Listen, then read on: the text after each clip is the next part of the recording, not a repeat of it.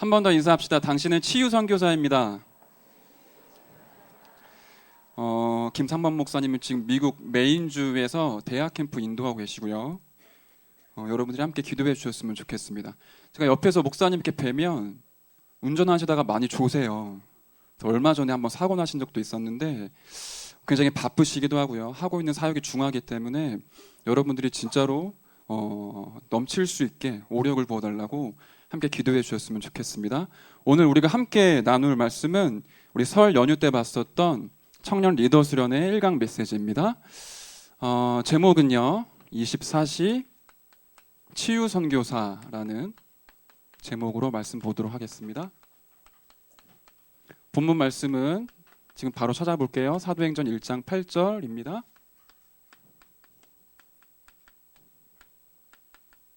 사도행전 1장 8절의 말씀, 저와 여러분이 찾아서 함께 읽도록 하겠습니다.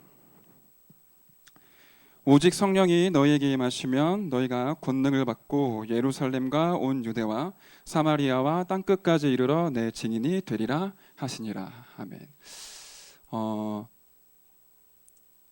우리 청년부 안에는 사실 여러 가지 영적인 문제로 힘들어하고 고통당하는 분들이 많이 계십니다. 드러나지 않지만요. 사실 이 자리에도 앉아 계실 거고요.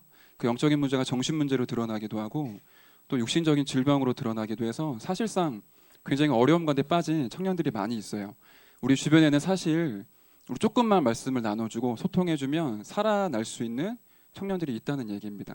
저와 여러분을 하나님께서 현장을 치유할 수 있는 치유 선교사로 부르셨습니다. 오늘 일부 강단 서론에 기억나시나요? 저와 여러분을 베드로전서 2장 9절에 왕같은 제사장이라고 표현을 하셨습니다.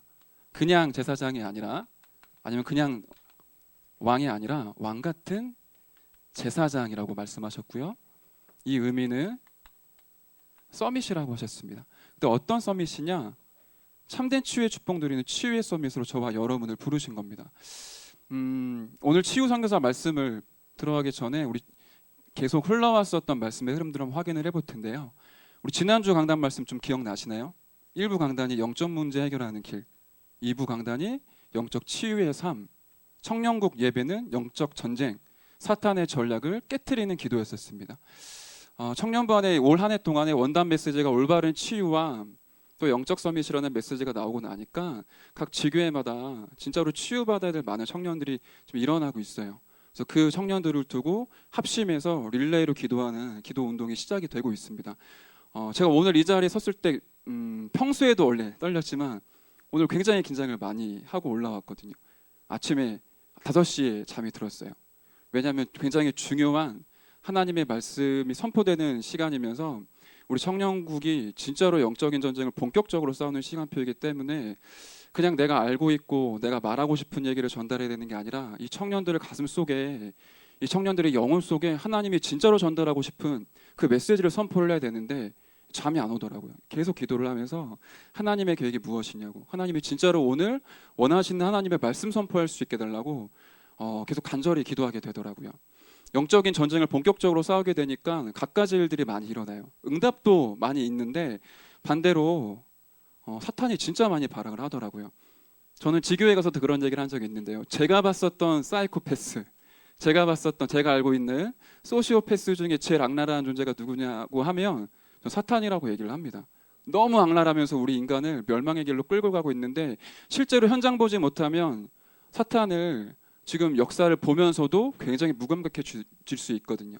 지금 이 자리 가운데도 사탄이 우리의 생각 마음을 복음 앞에 집중하지 못하도록 모든 것 다 하면서 그리스도만 희미하게 만들고 영적 싸움 싸우지 못하도록 지금도 역사를 하고 있거든요. 이 시간 계속 기도하시면서 우리 말씀을 보도록 해야겠습니다. 영적 문제 해결하는 길 메시지를 주시면서 그렇게 표현은 안 하셨지만 이렇게 중간에 말씀하신 게 있어요. 치유의 시작이 있습니다. 치유의 시작. 정말로 우리가 영적 문제 치유받을 수 있을까요? 겉으로 우리 아무런 문제 없는 것처럼 보이지만 사실상 우리 가문과 가정에 오래된 영적인 문제 많이 쌓여왔거든요. 그게 그리스도보다 더 강해지는 날, 내가 복음보다 더 매력을 느끼는 그 시간표가 되면 사탄은 반드시 어김없이 중요한 시간표에 그 복음보다 더 각인된 것들로 저와 여러분의 인생을 무너뜨리게 되어 있어요. 사실상 각인 뿌리 체질 바꾸지 않는 이상 영적 치유는 불가능하거든요.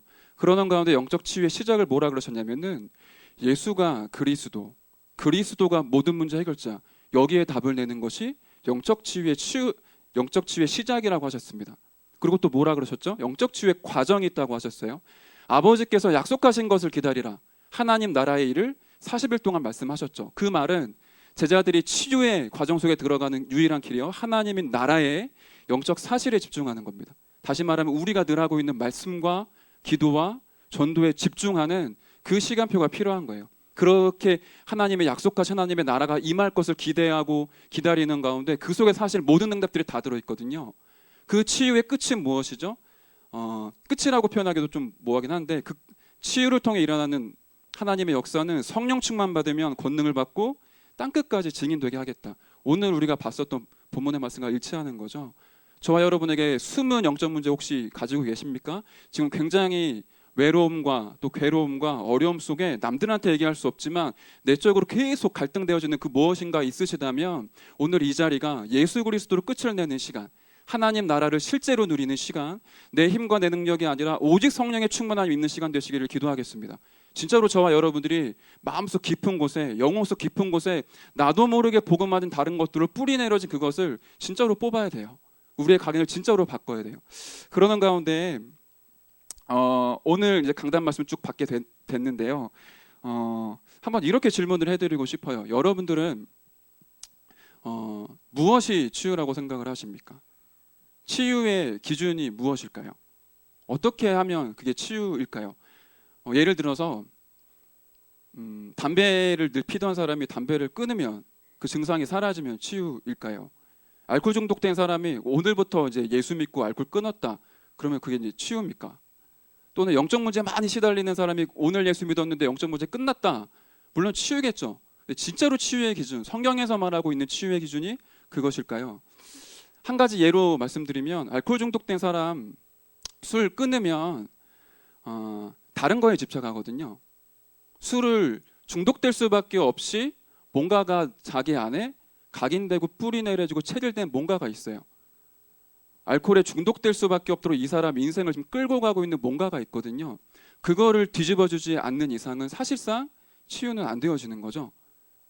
우리가 흔히 말하기로 창세기 3장이라고 얘기를 하는데, 모든 영적 문제, 모든 육신 문제, 정신 문제의 근원이 하나님을 떠나서 죄와 사단에게 묶인 데서부터 시작이 되어졌기 때문에 그 근본 문제를 해결하고요, 우리 영적으로 깊이 내재되어 있는 각인뿌리 체질, 뭔가 모르게 영적 문제를 흘러갈 수밖에 없도록 이미 형성되어진 시스템을 완전히 뒤집는 겁니다. 오늘 강단 말씀을 통해서는 뭐라고 표현하셨냐면은 운명을 뒤집어라, 이렇게 말씀하셨거든요. 그 운명을 뒤집을 수 있는 유일한 방법은 뭐죠? 하나님의 말씀을 메시지로 받는 거예요.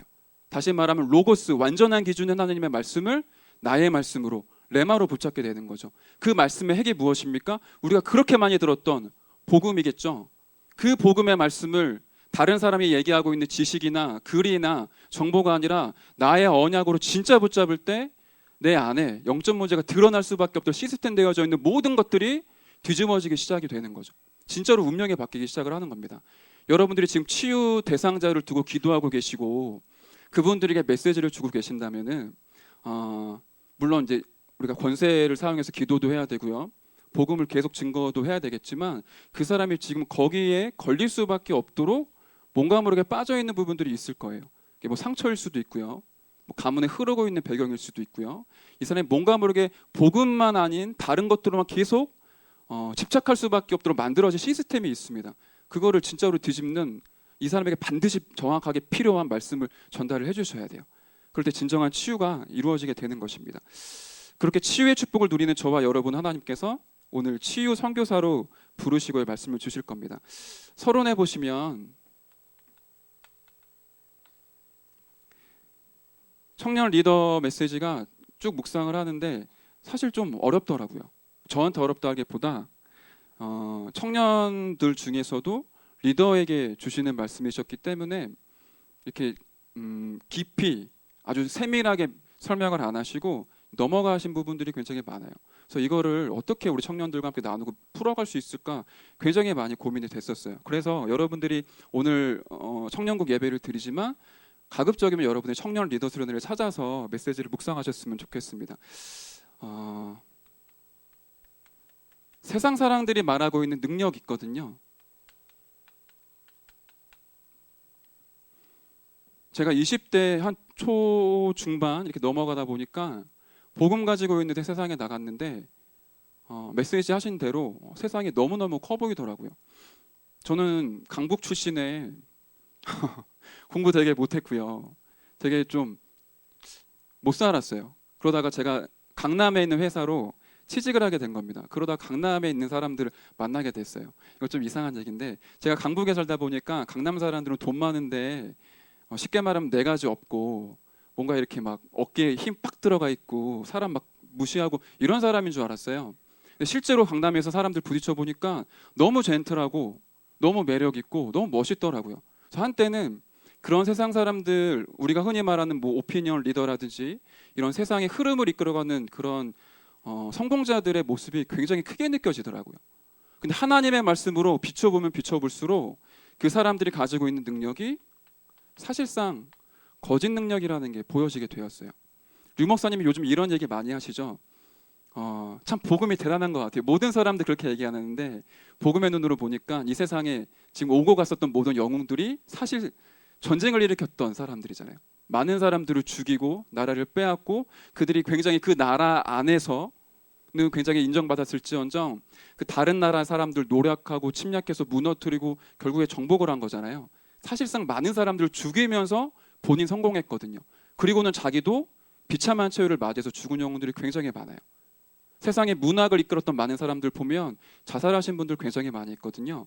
19세기, 20세기 철학의 흐름을 움직였었던 유대인 3명이 있는데 프로이트랑 마르크스라는 사람이 있거든. 또 한 사람 니체라는 사람이 있는데 니체는 하나님 없다, 신은 없다라고 소리 지르다가 실제로 정신병으로 죽었어요. 이 세상의 진정한 영웅들, 우리가 그렇게 얘기를 하는 이 세상을 움직이고 있는 사람들이 능력 가지고 있는데 그 능력이 사실상 사람을 살리는 능력이 아니라 사람을 죽이고 더 큰 영적인 문제로 끌고 가고 있는 능력인 거죠. 그 능력에 반대해서 저와 여러분에게는 하나님이 거짓 능력이 아니라 성령의 충만함으로 세상을 진짜로 치유할 수 있는 참된 능력을 주시겠다고 약속을 하신 겁니다. 근데 우리가 다른 것들을 다 믿는데 사실은 안 믿잖아요. 내가 너무나 연약해 보이고 내가 너무나 부족해 보이고 내가 신앙생활 못하는 것 같으니까 나를 바라보면서 하나님이 주실 그 능력과 성령의 충만함을 거부할 때가 너무너무 많아요. 근데 저와 여러분에게 확실하게 하나님께서 말씀을 주셨습니다. 예수님의 마지막 강단 말씀이셨죠. 치유 선교사로 저와 여러분이 쓰임 받아야 되는데 먼저 확인할 것이 있습니다. 지금 세상을 보면 굉장히 시급한 것이 있어요. 많은 사람들이 지금 아무런 문제 없이 살아가는 것 같지만 모르고 있는 것이 있습니다. 가문과 가정을 타고 흘러오는 영적인 문제. 이 사람이 사실 어렸을 때부터 사회에 나가고 또 학교에서 자기도 모르는 사이 계속 사람들로부터 상처받았던 많은 부분들, 그것을 통해서 이 사람이 집착할 수밖에 없고 중독될 수밖에 없는 영적인 문제, 이런 부분들 본인은 모르고 있거든요. 모르고 있으니까 나오는 부분이 나는 괜찮다라고 포장을 하는 거예요. 실제로 나는 능력이 없는데 능력이 있는 것처럼 해야 살아남을 수 있잖아요. 그러니까 많은 사람들 속이는 겁니다. 근데 그게 한계가 오잖아요. 내가 나를 속이고 사람들 속여도 내가 안 되어지는 한계에 봉착을 하게 되거든요. 그러는 건데 자기가 모든 것이라고 생각했었던 것들이 아무런 의미가 없다라고 느껴질 때는 혼란에 빠지게 됩니다. 제가 일했었던 그 회사의 우리 오너는, 대표님은 굉장히 훌륭하신 분이었어요. 1년에 책을 100권을 읽으시더라고요. 그리고는 사원들한테 한 달에 한 권씩 추천도서를 읽게 해서 독후감을 써내게 하고 포럼을 했어요. 제가 만났던 사람들 중에 최고의 엘리트였었거든요. 저는 되게 멋있다라고 생각을 했는데 이분이 언제 무너졌냐? 결국에는 물질, 나의 이익, 손해 앞에서 완전히 무너지더라고요. 모든 사람들을 적으로 만드셨어요. 자기가 살기 위해서. 사실은 내적으로는 굉장히 갈등이 많은데 포장하고 있더라고요. 안 그런 것처럼 본인이 굉장히 행복한 것처럼 얘기했지만 중요한 문제가 오니까 사실은 굉장히 다른 사람 속이고 자기 자신을 속일 수밖에 없는 사람이었어요. 그분이 사실 예수 믿는 분이셨거든요. 3대째 교회를 다니시는. 이 포장, 속임, 혼란 이런 얘기를 꺼내면 사실 제가 할 얘기가 굉장히 많은데 제가 사실은 그랬던 사람이에요. 우리가 신앙 앞에서 하나님 앞에서 포장하기 시작하면 답이 없는데 제가 그랬었거든요. 아마 여기 임마누엘 서울교회 오신 분들 중에 한 50%는 다른 교회에서 오신 분들이 많을 거예요. 그 50% 다른 교회에서 오신 분들 중에서도 그 교회에서 열심히 신앙생활하다가 풀리지 않는 그 무언가, 열심히 헌신도 하고 사역도 하고 수련회 따라다니고 전도학교도 가고 WRC도 갔는데 도대체 풀리지 않는 이런 영적인 갈등들, 그런 것들 느끼다가 임마누엘 서울교회 오신 분들도 좀 계실 거예요. 대표적인 사람이 저였거든요. 제가 교회 다닌 지 33년이 됐고요. 다락방을 1994년도에 알았으니까 굉장히 오래됐잖아요. 그리고는 97년도에 다락방 하는 교회로 이제 인도를 받게 된 겁니다. 처음에는 너무너무 좋았어요. 예수 믿는 거 너무 좋고 고등학교 때 복음 전하고 싶어서 아무도 안 시키는데 혼자 손 들고 발표한다고 나와갖고 복음 전하고 막 이랬었던 학창 시절 지내고 나고요. 예수님 영접하고 나서 한 1, 2년쯤 지날 때가 되니까 제 안에서부터 제가 해석이 안 되는 그런 영적인 문제가 막 나오기 시작을 해요. 왜냐하면 우리 집안이 굉장히 심각하게 우상 숭배하고 영적 문제가 가득한 집안이었거든요.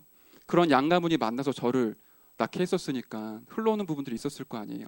당시에 그런 문제가 나오는데 이걸 누구한테 꺼낼 수도 없고 당시의 흐름 속에 사명자병이라고 들어보신 분 계실 텐데 내가 이런 나의 그런 바닥을 꺼내놓고 얘기를 하면 너 제자 아니야 이렇게 얘기를 할까봐 아프면 아프다, 힘들면 힘들다, 못하겠으면 못하겠다 얘기를 하면 되는데 그 말을 못하겠더라고요.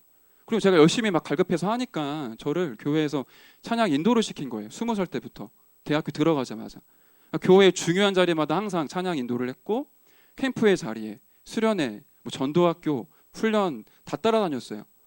모든 걸 다 하는데 한 가지가 제 안에서 해결이 안 되는 거예요. 내가 나를 속이려고 하거나 다른 사람에게 포장하려고 하는 게 아닌데 내 안에 갈등들이 계속 있는데 찬양 인도해야 되고 헌신도 해야 되고 내가 뭔가를 해야 되니까 어쩔 수 없이 나를 포장하게 되더라고요. 그러는 가운데 군대 제대하고 이제 도저히 안 되겠다 싶어가지고 임마누엘 서울교회로 온 거예요. 그 전에 있었던 교회에서 너무 저한테 많은 일들을 시키니까 제가 진짜로 집중해서 은혜 받기가 힘들더라고요. 그리고 임마누엘 서울교회 왔는데 교회를 옮기면 그 문제가 해결됩니까? 사실 안 되거든요. 똑같거든요, 상태는. 그런데 시간이 지나니까 더 힘들어지는 거예요. 왜냐하면 15년 동안 20년 동안 우리 집안을 위해서 기도하는데 집안이 바뀌지가 않아요. 15년 정도 기도했으면 가정이 복음화 되어야 되잖아요. 근데 아버지가 날이 가면 날이 갈수록 뭔가 모르게 더 문제가 심해지는 것 같고 저는 더 어려워지더라고요. 그러니까 제 안에 계속 이런 혼란들이 있었던 겁니다. 예수는 그리스도라며 그리스도 모든 문제 해결자시라면서요. 근데 왜 제 문제는 해결이 안 됩니까? 예수 이름으로 기도하면 응답받는다라는 건 아는데 제가 기도하는데 응답이 안 돼요. 예수 그리스도 이름으로 권세를 사용하면 흑암의 권세가 꺾인다라는 건 아는데 제가 꺾으니까 안 꺾이더라고요. 저 굉장히 혼란스러웠거든요. 그리고는 제가 결국에는 제 신앙을 하나님 앞에서 포기를 했어요. 굉장히 교만한 거죠. 하나님 앞에 제가 마치 말씀에 집중하고 기도하고 교회 흐름과 시간표에 따라다니는 게 마치 그 불신자들의 운명에 묶여있는 것처럼 내가 굉장히 자유롭지 못한다라고 생각을 한 겁니다. 그리고는 하나님 저 이제 내버려 두세요. 제 마음대로 살겠습니다. 나 자신을 이제 포기를 하게 됐는데 내 마음대로 사라지지가 않잖아요. 사탄이 있는데 내 마음대로 산다는 거는 나 중심으로 살아가겠다라는 건데 사탄이 어김없이 공격을 하더라고요. 문제는 나만 망하면 되는데 제가 진짜 완전 망했거든요. 나만 망하면 되는데 저 때문에 우리 가정이 전체가 다 망했어요. 제가 간증할 수 없을 만큼 저와 우리 집안이 완전 무너졌거든요. 사실 그때 저는 인생 이제 끝났어야 되는데 그런 진짜로 죄송합니다. 쓰레기 같은 제가 하나님의 은혜로 그 시간표 가니까 완전 절망 속에 들어가니까 창세기 3장의 문제가 보이더라고요. 아, 이거구나. 우리가 조금 대충 은혜 받으면 내가 뭔가 할 수 있을 것 같고 내가 현장 가면 다 때려부실 것 같은 느낌이 들지만 진짜로 주님 앞에 서면 고백하게 되거든요. 인간의 전적 타락. 나는 안 되는 인간이구나. 그런데 하나님이 내게 은혜를 주셔서 나를 구원하셨구나. 내가 의지할 게 그리스도밖에 없구나. 인간의 그 어떤 노력과 그 어떤 선행과 그 어떤 성공도 영적인 문제를 해결할 수가 없더라고요. 사탄을 꺾을 수가 없어요. 그러니까 하나님께서 이 땅 가운데 그리스도를 보내서 모든 문제를 끝내신 거예요. 그게 진짜로 믿어지게 되더라고요. 그리고 나면서 제 인생이 풀리기 시작을 한 거예요. 제가 사실 이 기간 동안에 어느 부분이 안 풀린 거냐면은 모든 걸 다 하는데 예수는 그리스도 모든 문제 해결자, 그게 진짜로 답으로 안 내려졌던 거예요. 사실상 끝을 안 낸 거죠. 그리고는 교회 열심히 다니는 뭔가 나를 포장하는 그런 신앙생활이 시작이 된 겁니다. 사도행전 19장에 보면 재미있는 장면이 나와요. 바울이 에베소에서 제자들과 전도운동을 시작을 했는데 2년 동안 전도했는데 아시아 전역의 사람들이 복음 받게 됐어요. 그 심지어 바울이 복음 증거하는데 하나님의 능력이 나타나니까 사람들이 바울에다가 손수건을 얹거나 그거를 병든 자에게 얹으면 병도 치유를 받고 귀신도 떠나갔어요. 엄청나죠? 그러니까 그거를 보고 유대인의 마술사들이 흉내를 냈어요. 저 바울이 말하는 예수 이름으로 귀신아 떠나가라. 그러던 중에 유대인 제사장 스게와, 그 스게와의 아들이 7명이 있었는데 7명의 아들이 그걸 시험을 한 겁니다. 귀신 들린 자 집에 들어가서 귀신 들린 자를 앉혀놓고는 얘기를 한 거예요. 바울이 말하는 예수 이름으로 귀신아 떠나가라. 또 어떻게 됐는지 아시죠?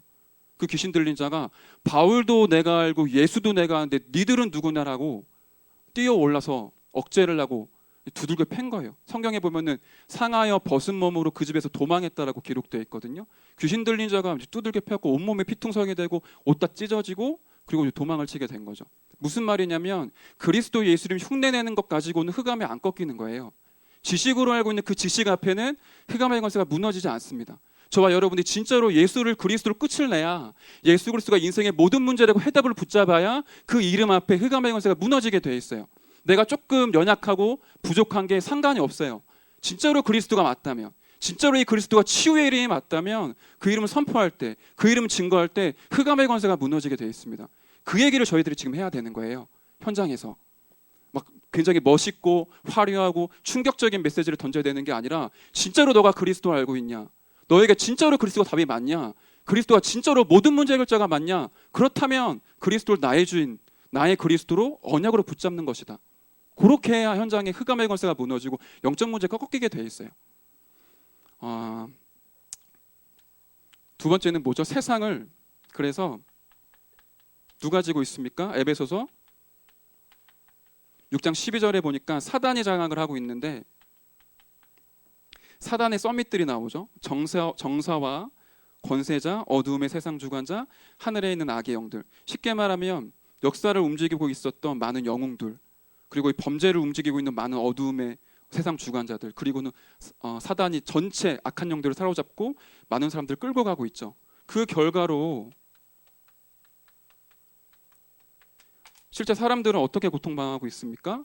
90%의 사람은 사실 굉장히 실패한 인생을 살아가고 있는 거, 몸부림치고 있는 거죠. 행복해져 보려고 안 되어지고 있는 상황이고, 우리가 흔히 말하는 엘리트 10%에 있는 사람들은 대단히 크게 성공을 했지만 그 후유증으로 영적 문제에 많이 시달리고 있는 상황입니다.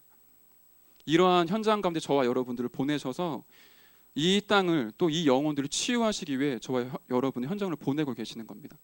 그렇다면 우리가 어떻게 치유 선교사의 실제적인 축복을 누릴 수 있을까요?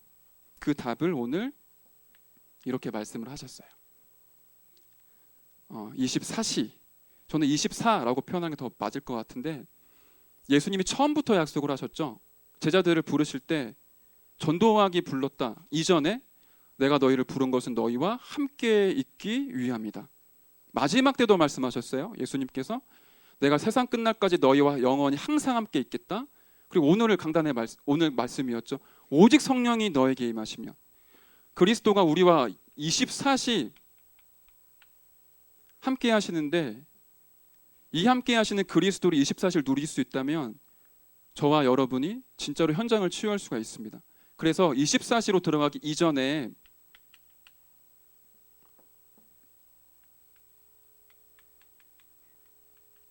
이 시간이 저와 여러분에게 필요하겠죠. 정식기도라고도 할 수 있겠지만 그리스도를 진짜로 누리는 깊은 서밋의 시간이 필요한 겁니다. 아침에, 그리고 밤에, 낮에 나를 멈추고 오로지 하나님께 집중하는 시간이 필요한 거예요. 여러분 아침에 헐레벌떡 막 일어나고 막 출근하신 다음에 딱 직장에 갔더니 직장 상사 여러분 불렀고 여러분 얼굴에다가 서류를 뿌리면서 욕을 하고요. 그리고 우리 정서 완전 다 무너지잖아요. 그러면 그리스도고 뭐 복음이고 다 생각 없어지고 이 업무를 내가 오늘 마쳐야 되는데 막 거기에 몰두해서 하루 다 가죠. 그 완전 탈진 상태가 되고 집에 오는 겁니다. 집에 오는 게 말씀 볼 힘이 없으니까 웹툰 보고 드라마도 보고 쇼핑도 하고 막 친구한테 전화도 해서 하선하다가 지쳐서 잠이 들죠. 그렇게 2, 3년 하면 정신문제 안 올 사람이 없어요. 저와 여러분의 아침과 밤 시간, 사실은 시스템이 안 되어졌기 때문에 이건 좀 해야 되거든요. 우리의 아침과 밤 시간은 사단에게 빼앗기는 것이 아니라 하나님께 집중하는 그 시간이 반드시 필요합니다. 그렇게 깊은 서밋의 시간을 누리는 사람에게 오는 응답이 24라는 응답이에요. 내가 진짜로 그리스도와 함께하는 이 축복을 드디어 응답으로 누리게 되는 거죠. 깊은 서밋의 시간 누리면 누릴수록 하나 증거가 오잖아요. 복음이 좋아지잖아요. 하나님이 너무 사랑스럽잖아요. 더 들어가면 어떻게 되죠? 내게 영적 문제가 있는데 그게 상관이 없어져요. 영적 문제 있는 게 감사해요. 왜요? 영적 문제가 있어서 내가 그리스도를 알게 됐잖아요. 내 과거를 지우고 싶고 과거가 너무 후회되고 우리 집안 내가 없었으면 좋겠고, 그게 아니라 이 무너진 우리 집안이 감사한 거죠. 아, 그리스도를 알게 하는 우리 가정. 내 영적 문제가 사랑스럽게 느껴지기 시작을 하는 거예요. 여러분 스스로를 자존감 낮추게끔 스스로를 막 핍박하고 정죄하고 자책하시면 계속 죽을 수밖에 없습니다. 그리스도는 살리는 영이거든요. 그리스도께 집중하면 집중할수록 저와 여러분들이 살아나게 돼 있어요. 내게 있는 문제, 내게 있는 실패, 내게 있는 가난까지도 상관이 없어져요. 그러면 내가 치유가 된다 안 된다가 아니라 그리스도로 충분하기 때문에 문제가 와도 상관이 없어지죠. 그런 사람에게 진짜로 진정한 감사가 회복되어지게 되고, 그럴 때 진정한 치유가 누려지게 됩니다. 그 사람이 이제 24 속에 들어와서 실제로 현장을 치유하는 선교사의 축복 누리게 되는 거죠. 그렇다면 현장에서 실제로 24를 통해 치유하는데 포인트가 있습니다. 그게 뭐냐면 안 되는 것에 도전하라고 하셨어요. 첫 번째가 나에게 안 되는 것 있거든요. 여기에 도전하는 겁니다. 유광수 목사님께서 여기에 전제 조건을 예전에 메시지 한번 붙였어요. 아무거나 도전하는 게 아니라 내가 하고 싶은데 안 되니까 짜증나, 그래서 도전해야지, 이게 아니라 하나님의 뜻이고 하나님의 계획인데 안 되어지는 게 있다. 절대 불가능이라고 하셨거든요. 거기에 도전해라. 절대 가능이죠. 그럼 어떻게 안 되는 것에 도전할 수 있겠습니까? 이것부터 하라고 하셨어요. 절대 체험 24. 앞서 말했던 부분입니다. 그리스도와 함께하는 것. 요셉을 예로 드셨거든요. 요셉이 노예로 갔는데 사실상 절대 체험을 요셉이 가지고 있었죠. 문제가 와도 상관이 없는 상태를 들어갔었어요. 감옥에 가도 상관이 없고 총리가 돼도 상관이 없는 그리스도와 함께하는 절대 체험 24를 가지고 있었죠. 여기에서 저와 여러분에게 절대 불가능한 부분을 절대 가능으로 바꾸는 능력이 나오기 시작을 하는 겁니다. 그리스도와 또 하나님과 함께하는 이 축복을 통해 그리스도로 충분한 이 영적 상태 속에서 저와 여러분들이 절대 불가능을 절대 가능으로 바꾸는 하나님의 능력을 체험하게 돼 있어요. 예를 들자면, 죄송합니다, 제가 실예로 들어서 청년부에 보니까 헤어 뷰티 쪽에 계신 분들이 상당히 계세요. 헤어 디자이너들 특징이 뭐냐면 주일날 예배를 못 드려요. 그러니까 스스로에게 계속 그런 부분에 눌려 계시더라고요. 나는 주일날 예배를 못 드리고, 그러니까 힘이 없고 평일에 열심히 일하고 중간에 하루를 쉬어야 되고 늘 거기에 묶여 있는 겁니다. 사실상 절대 불가능에 지금 묶여 있는 거죠. 그렇게 예배 드릴 수 없는 상황에서 24 하는 게 절대 가능의 중요한 길입니다. 요셉은 정시 기도할 수 있는 시간 없었거든요. 저와 여러분처럼 시간 정해서 예배 못 드렸잖아요. 노예였기 때문에 잠자는 시간 불규칙했고요. 밥 먹는 시간 불규칙했고 쉴 수 있는 시간이 없었어요. 계속 움직였었어야 돼요. 남자들은 아시잖아요. 군대 이등병 가면 아침에 눈 뜨는 순간부터 눈 감을 때까지 앉아 있을 수 없잖아요. 뭐라도 해야 되잖아요. 계속 움직여야 되잖아요. 손과 발이 닳도록. 지금 요셉이 그런 상황에 있었어요. 기도할 수 없는 상황이잖아요. 근데 요셉은 하나님이 함께 하시는 것으로 다 끝내버렸잖아요. 그러니까 노예라는 절대 불가능한 상황 속에서 하나님이 함께 하시는 비밀을 누렸고, 누명을 써서 감옥에 갔는데 거기서 정치인을 만나게 되는 절대 가능의 길을 찾게 된 겁니다. 또 바로왕을 만나는 절대 가능의 길을 발견하게 된 겁니다. 그러고 났을 때 오는 응답이 뭐라고 하셨냐면은 그리스도, 하나님의 나라, 성령이 모든 것 속에 보이기 시작을 하는 겁니다. 성경을 볼 때 안 쓸게요. 밑에 안 보이시죠? 그리스도 하나님 나라 오직 성령이라는 부분들은 성경의 모든 것들을 지금 깨트려가고 있거든요. 애굽에 노예됐던 그 시절에 유월절 어린 양의 피, 그리스도를 의미하죠. 광야 가면 죽는다고 했는데 죽지 않고 살았어요. 성령의 인도와 하나님의 역사를 체험을 한 겁니다. 오순절이죠. 그것뿐만 아니라 곡식을 거두어서 저장하는 수장절의 축복, 하나님 나라의 배경의 축복을 누렸었어요. 그게 그 한 번으로 끝난 게 아니라 시대마다 복음이 회복되어진 흐름이 있었던 거죠. 초대교회는 갈보리산, 감람산, 마가다라방으로 끝이 났어요. 지금 이 시대에 2000년 만에 그 복음이 회복된 겁니다. 그 성경적인 전도가 회복되어졌고요. 저와 여러분 손에 하나님께서 쥐어주신 거예요. 그리스도, 하나님의 나라, 오직 성령. 그게 내가 있는 현장에서 보이기 시작을 하고 이 능력을 가지고 현장을 살리기 시작을 하는 겁니다. 그래서 두 번째가 저와 여러분들이 세상에 나갔을 때 세상에서 안 되는 것에 도전하라고 하셨어요.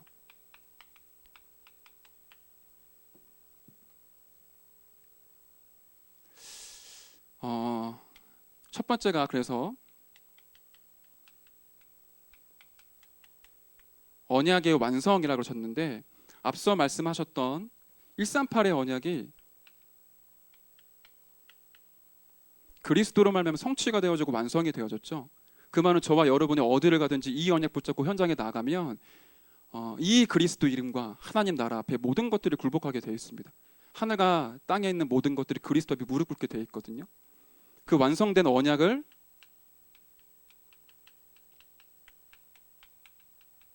누리는 거예요.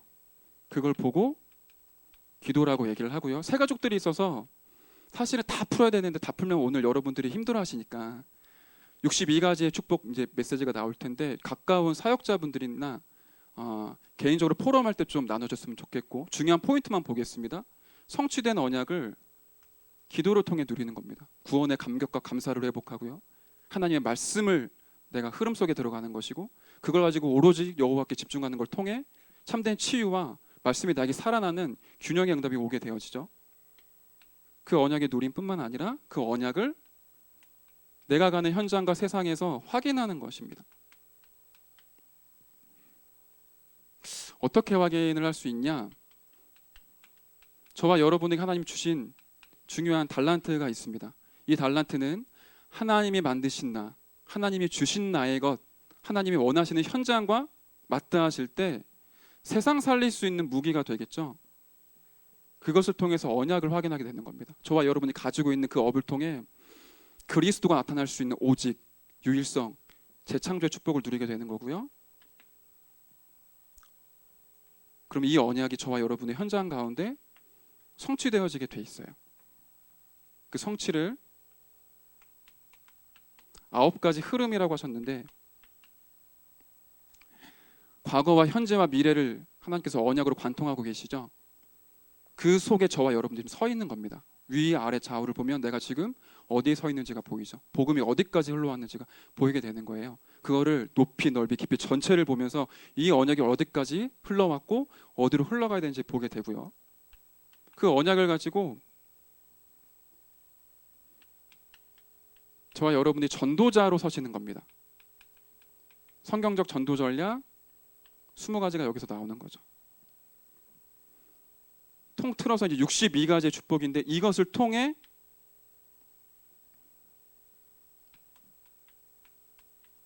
실제로 현장을 치유할 수 있다라고 메시지를 주셨어요. 사도행전 13장, 16장, 19장을 보시면 바울이 전도하는 곳이 자세히 설명되어 있거든요. 눈치 빠르신 분들이 이해하실 거예요. 그 13, 16, 19장은 우상, 무속, 점술에 물들어 있던 현장이에요. 바울이 가자마자 뭘부터 하죠? 그것부터 꺾었어요. 13장에서는 바 예수, 박수무당이었죠. 박수무당 완전히 무너뜨려 버렸고요. 16장에 빌립보 전 지역의 경제를 움직이고 있는 점치는 여종, 귀신 들린 여종 꺾어버렸어요. 19장에서는 우상, 아담의 신전 만들어 놓고 우상 숭배하는 것들 다 무너뜨려 버렸죠. 가는 곳곳마다 사단의 권세를 무너뜨리고 귀신 들린 자를 치유하는 일을 바울이 전도를 통해서 회복하게 됐는데 그 똑같은 응답이 저와 여러분의 삶과 현장 가운데 주시겠다고 약속을 하신 겁니다. 하나만 한다면, 진짜로 성령의 충만함 달라고 24시 기도할 수 있다면 실제로 현장을 치유할 수 있게 되는 것입니다. 마지막 세 번째로 교회에도 안 되는 것이 있어요. 여기에 저와 여러분들이 도전하는 겁니다. 제일 안 되는 게 뭘까요? 우리가 행정이 부족할까요? 초대교회에 있었는데 현재 교회에 사라져버린 게 있거든요. 앞서도 계속 우리 말씀 확인했지만 사도행전 1장 1절, 3절, 8절 진짜로 그리스도 언약을 붙잡고 세계복음화를 결론난 사람들이 모여서 오로지 기도했었던, 그것을 통해 응답으로 오는 전도운동이 열심히 하는 게 아니라 되어지는 전도운동으로 이루어지는 이 교회의 축복과 이 교회의 응답이 현대교회에 사라지고 있습니다. 그것을 저와 여러분들이 회복하기를 원하세요. 사도행전 2장이죠. 마가다락방에서부터 이 응답이 시작이 됐고요. 똑같은 성령의 역사가 사도행전 13장 1절에 안디옥 교회에서 선교사를 파송하면서 성령의 역사가 일어나게 되었죠. 그리고 19장 1절부터 7절에 온 아시아를 복음화했을 때 마가다락방에서부터 시작된 그 성령의 역사가 동일하게 임했던 겁니다. 그리고 난 뒤에 바울이 로마로 가길 작정을 하게 되어지는 거죠. 2018년도 한 해 동안에 저와 여러분들이 이 치유 선교사의 주역으로 서게 될 줄로 믿습니다. 한 가지 결론으로, 칸이 없으니까 그냥 말로만 하면, 다음 주에 이제 집중 훈련이 시작이 됩니다. 지난 3월 1일 날은 안동 지역에 캠프를 위한 답사를 다녀왔거든요. 우리가 응답받을 수 있는 중요한 하나님의 축복의 시간표들이 이제 펼쳐지게 됩니다. 저와 여러분들이 혹시 여러 가지 문제와 어려움 때문에 지금 고난당하고 계시다면은 그것을 완전히 뒤집어 엎을 수 있는, 그리스도로 결론 내리는 집중의 시간표가 반드시 있으셔야 돼요. 다음 주 수요일부터 우리 주일까지 진행되는 집중 훈련에 여러분 다 참여하셔서 내 인생 마지막 시간표라고 생각을 하시고요. 청년회 때 끝을 내야 됩니다. 사실상 결혼하고 애 낳고 그렇게 사시면 시간이 없어요. 훈련받을 시간도 없고 여유도 별로 없습니다. 청년회 때가 마지막이라고 생각하시고, 내가 진짜로 이 한 시대 살릴 수 있는 치유 선교사로서 내가 이번에 진짜로 하나님 앞에 서겠노라라고 결단하시고 집중 훈련을 인도 받으시고요. 진짜 하나님이 살아계시냐, 이 하나님 말씀 증거되어질 때 사람들 치유될 수 있냐 보고 싶으시면 캠프로 인도를 받으세요. 진짜 하나님의 말씀이 살았고 운동력이 있어서 좌우에 날선 어떤 검보다 예리해서 사람들을 살리고 치유하는 그 말씀인지를 캠프를 통해 확인하시기를 부탁드리겠습니다. 우리 함께 기도하도록 하겠습니다. 오늘 치유 서밋이라는 말씀과 또 치유 선교사라는 말씀을 우리에게 주셨는데, 오직 성령이 너에게 임하시면 이 언약을 붙잡고 24라는 중요한 메시지를 주셨습니다. 지금까지 안 되어진다라고 했었던 나의 모든 생각들, 나는 할 수 없다라고 느꼈던 모든 불신앙들을 이 시간 예수님 앞에 무너뜨려 주시고 그리스도로 행복한 기쁜 서밋의 시간을 통해 24의 축복 누릴 수 있도록 나에게 성령의 충만함을 부어주옵소서. 내 문제를 해결하는 것뿐만 아니라 내가 처하고 있는 가정과 가문, 우리 직장 현장에 영적 문제로 시달리는 많은 사람들을 실제로 치유하는 치유 선교사의 축복 누릴 수 있도록 나에게 성령의 충만함을 더해달라고 우리 합심으로 이 시간 함께 기도하는 시간 갖도록 하겠습니다. 살아계신 하나님께 감사를 드립니다. 오늘 중요한 청년들이 이 자리에 모여 하나님